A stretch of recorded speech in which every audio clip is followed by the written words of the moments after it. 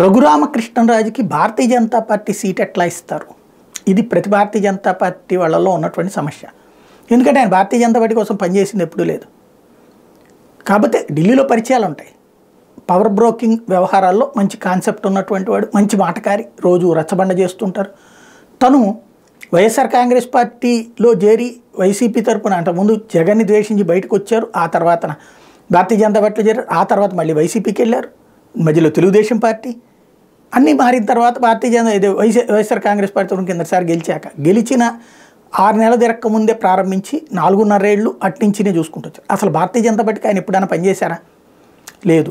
నరసాపురం ఒకప్పుడు కృష్ణరాజు 2 సార్లు గెలిస్తే, అలాగే గోకరాజు గంగరాజు గెలిచినటువంటి సీట్. ఇప్పుడు శ్రీనివాస వర్మ లాంటి పవర్ఫుల్ లీడర్లు, అంటే చాలా దశాబ్దాలుగా పార్టీని నమ్ముకుని ఉన్నటువంటి వాళ్ళని కాకుండా గోకరాజు గంగరాజుకి ఇస్తారు. అంటే చంద్రబాబు గారి కోట అవుతుంది. ఆయన తెలుగుదేశం తరపున ఇవ్వచ్చు కదా, ఎందుకు ఇవ్వలేదు?